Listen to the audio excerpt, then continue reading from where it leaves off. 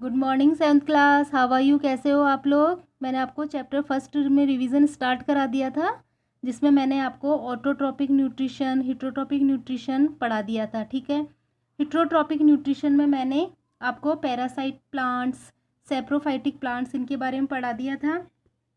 Saprophytic plants की यहाँ पे एक एक्टिविटी भी दी है। सेप्रोफाइटिक प्लांट्स वो होते हैं जो डेड और डिके ऑर्गेनिक मैटर से अपना फूड लेते हैं। ठीक है, जैसे यहाँ पे ब्रेड वगैरह में देखो, बरसात के दिनों में ग्रीन ग्रीन ग्रीनिश हो जाती है। ये क्या है? इनकी सरफेस पे क्या आ जाते हैं? ये मोल्ड। ठीक है, take a clean washed and dry Petri dish, keep a slice of bread on it, moisture by the sprinkle some water. इसमें पानी छिड़क देंगे, एक पैट्रिक डिश में हम ब्रेड रख देंगे और इन्हें एयर विंडो के पास रख देंगे 34 डेज़ के लिए। फिर 32 डेज़ बाद हम क्या देखेंगे, क्या ऑब्जर्व करेंगे लेंस से कि इसकी स्लाइस पे कॉटन लाइक मास हमें दिखाई देता है। ठीक है, जिसे हम क्या बोलते हैं? मोल्ड या मशरूम। नेक्स्ट है insectivorous plant. Insectivorous plant are abnormal plants because despite being green they are unable to. Unable plant क्यों बोलते हैं इनको? डिसेबल्ड, क्योंकि ये ग्रीन होते हैं लेकिन अपना फूड सिंथेसाइज नहीं कर पाते। They are mostly found in marshy places. Marshy places मतलब दलदल वाले इलाकों में होते हैं ये। Which are deficient in nitrogen, जहाँ नाइट्रोजन की डेफिशिएंसी होती है। In order to meet their need of nitrogenous compound they depend on small insects.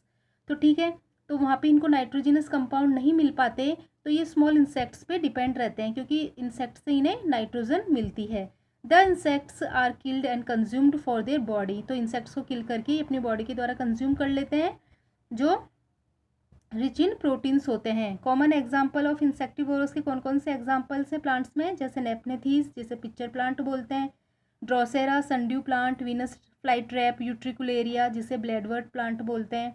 ठीक है, पिक्चर प्लांट में क्या होता है? पिक्चर टाइप में, मतलब पिक्चर टाइप का होता है, वो मटके की शेप का होता है। ठीक है, तो इसमें क्या करता है? ये इंसेक्ट्स को ट्रैप कर लेता है। ठीक है, इसके ऊपर एक फ्लैप होता है जो बंद हो जाता है और खुलता है, तो कोई इंसेक्ट आता है तो खुल जाता है और इंसेक्ट का आते ही ये बंद हो जाता है। इस प्रकार ये अपना फूड ले लेता है। ऐसे ही sundew plant has its roots modified to trap the insects. ऐसे ही जो सनड्यू प्लांट्स होता है उसमें उसकी रूट्स मॉडिफाई होती है इंसेक्ट्स को ट्रैप करने के लिए। ठीक है, नेक्स्ट है सिम्बायोसिस। क्या होता है? Lichens are the most amazing form of life. Lichens क्या होते हैं? A lichen is actually composed of two distinct organism, algae और फंगस। लाइकेन एक्चुअली में क्या होते हैं? दो ऑर्गेनिज्म होते हैं एक साथ, एल्गी और फंगस। ठीक है, लिविंग एंड वर्क टुगेदर, जो साथ साथ रहते हैं, वर्क करते हैं। The algae contain chlorophyll and make their own food. जो एल्गी होती है उसमें क्लोरोफिल होता है और वो अपना खुद फूड मेक करती है। और फंगस होता है, वो share the food made by the algae. जो एल्गी फूड बनाती है उस को फूड को शेयर करता है। और फंगस रिटर्न में क्या प्रोवाइड कराता है? Protection, water and minerals to the algae. Algae को प्रोटेक्शन, वाटर और मिनरल सप्लाई कराता है। जब the mutual association in which two different types of organism live and work together for their mutual benefits from each other is called symbiosis. तो इस प्रकार different type के organism जो साथ साथ रहते हैं, वर्क करते हैं एक दूसरे को के बेनिफिट के लिए, इस प्रोसेस को हम क्या बोलते हैं? Symbiosis. Lichen show symbiosis relationship. तो लाइकेन सिम्बायोसिस रिलेशनशिप शो करते हैं। Rhizobium bacteria and leguminous plants. Rhizobium bacteria आपको पता ही होगा। लेग्यूमिनस प्लांट क्या होते हैं? जो सारे दाल वाले पल्सेस वाले प्लांट्स होते हैं उन्हें लेग्यूमिनस प्लांट बोलते हैं। तो उनकी जो रूट्स होती है उनमें राइजोबियम बैक्टीरिया प्रेजेंट होते हैं। ठीक है, तो ये भी सिम्बायोसिस रिलेशनशिप शो करते हैं। कैसे? जो राइजोबियम बैक्टीरिया होते हैं वो एटमॉस्फेयर की नाइट्रोजन को नाइट्रेट में चेंज कर देते हैं और लेग्यूमिनस प्लांट से ये फूड लेते हैं और बदले में नाइट्रेट प्रोवाइड कराते हैं। ठीक है, नेक्स्ट है replenishment of nutrients in the soil. You learn that plants absorb mineral nutrients from the soil. तुम्हें पता ही है कि प्लांट्स मिनरल्स वगैरह सॉइल से लेते हैं। So repeated growing of crops in the same soil year after year result in the depletion of the various nutrient. ठीक है, सॉइल से लेते हैं तो क्या है? लगातार एक जैसी फसल ग्रो करने से कुछ दिनों बाद उस सॉइल में वो क्या हो जाएगा? न्यूट्रिएंट्स क्या कम हो जाएंगे। So the soil as a result soil loses it fertility and requires replenishment.